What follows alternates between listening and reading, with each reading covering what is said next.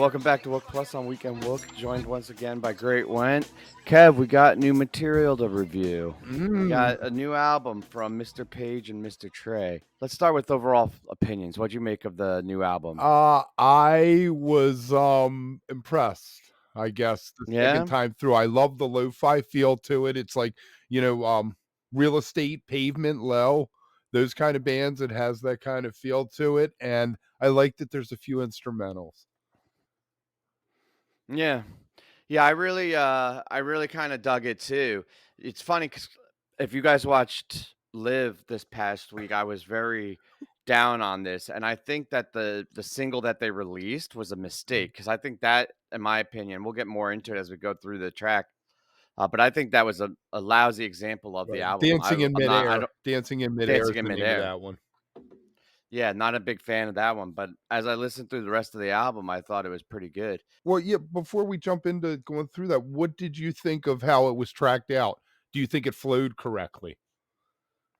Yeah, I do. I do. I mean, I think that it started with the very cool instrumental with Euphonic Cocoon, right? Yep. Just kind of setting the standard for this lo-fi, not lo-fi, low-key type feel. And then I think the fourth spot, which in my opinion is the most important spot of an album, with Life Saving Gun was the best song. It like feel like it really slapped and like really had something to it. And then it ended with a really beautiful, nice way to end an album. So I feel like the beginning, middle, and end were perfect. Um, You disagree? we'll get to the end when we get to the end. Euphoric Cocoon, it sounded like Genesis in the beginning. I was like, I love this Page Yeah. leaning into a synth, and the two track Dancing in Midair made a lot more sense coming out of Euphoric Cocoon for me. We ragged on it when it dropped, but it works slightly better here. The lyric though, and the vocal is very indie hipster, maybe, for lack of a better Yeah, term.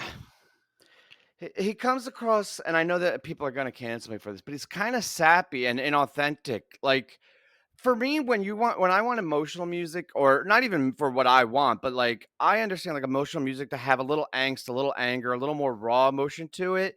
And I can feel the sorrow sometimes in Trey's writing, but no driving emotion behind it. And it's almost like, you know, it's like reading somebody's journal. It's a little uncomfortable, right? Like it's not like a call to arms. It's not like there's no angst in it. It's just a little bit sappy and a little bit sorrowful, and it just misses the mark for me. And like I hate to say that, I'm glad he's doing it, and if you like it, I But mean, great. it, Go ahead and like it. Just for me, it kind of misses the it, mark. it goes back for me to Trey needs somebody. He needs an editor.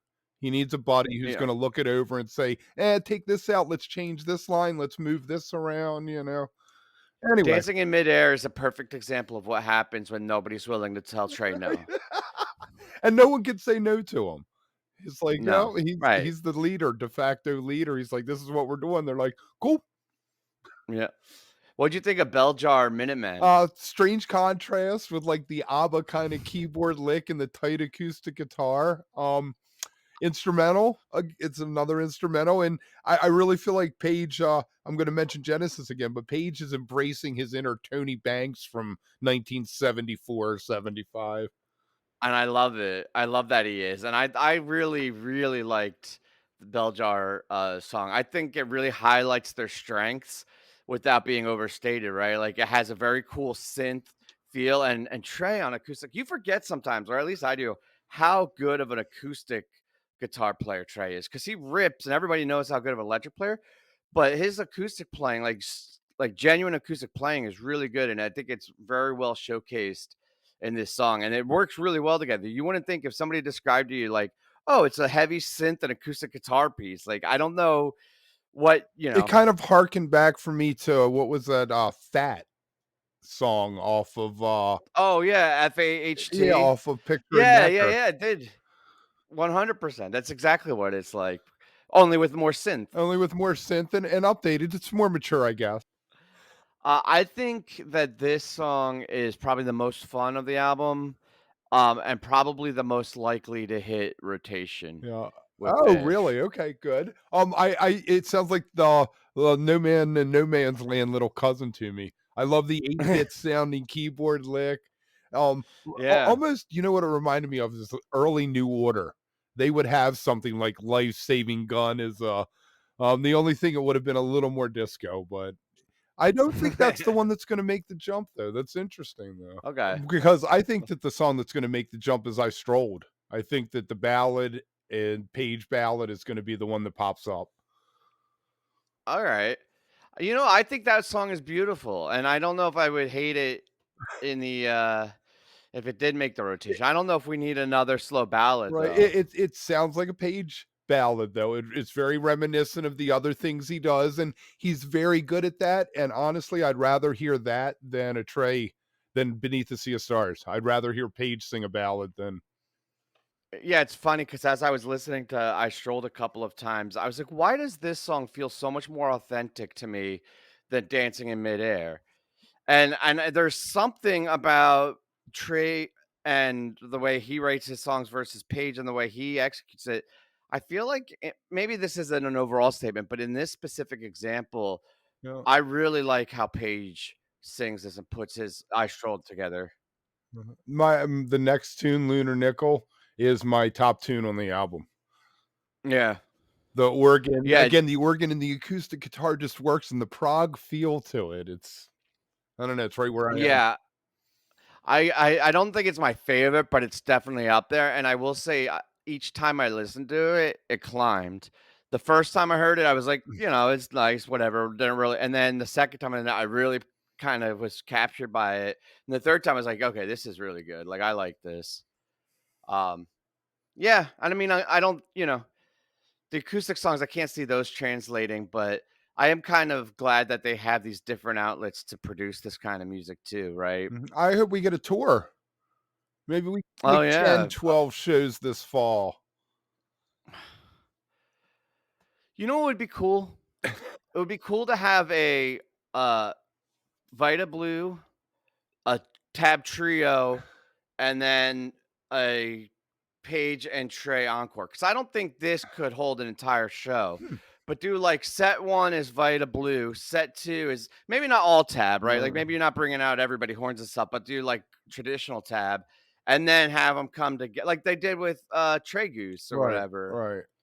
Hmm, That would be fun. interesting. I think they could come up with enough, though. Waiting in the Velvet Sea, and there's Waiting All Just Night. guitar and piano, like, Yeah. keys, that's Well, it. they have the whole other album. They have the December album that had what, like, Right. Squirming Coil on it and all that.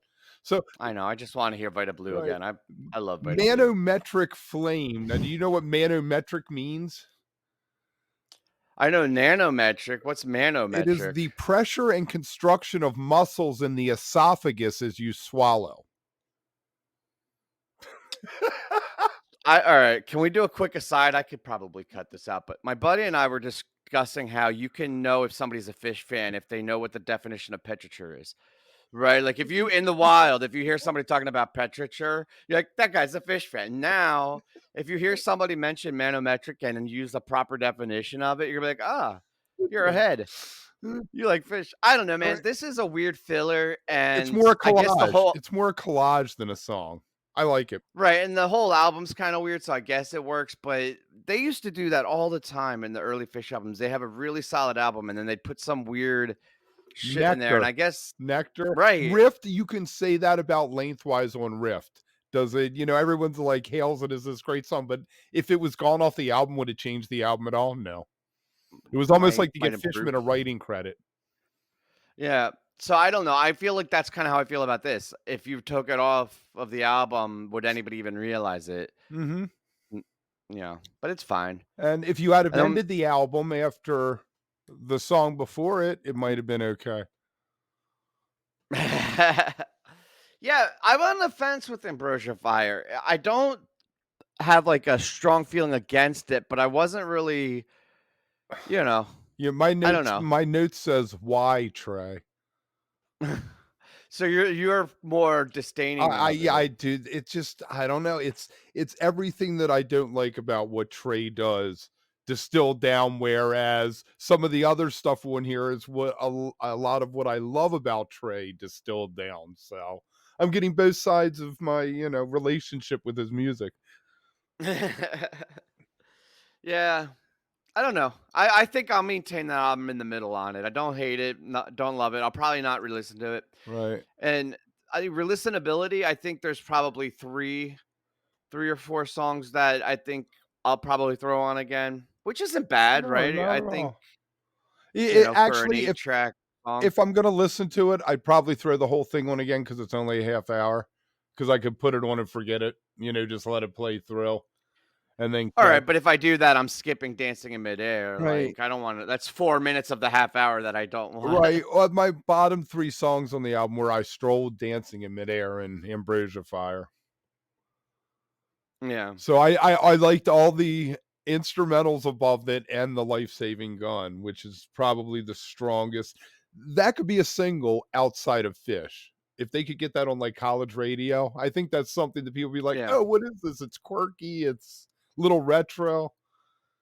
I think Bell Jar, Life Saving Gun, and Lunar Nickel are my top 3. Probably Life Saving Gun at the top. I really, really like that. And there it But goes. Bell Jar Minutemen is really good. It's cool. So, yeah, so, if you haven't listened to it yet, go out and check out the album. I think it's worth a listen. It's definitely not something I would ignore.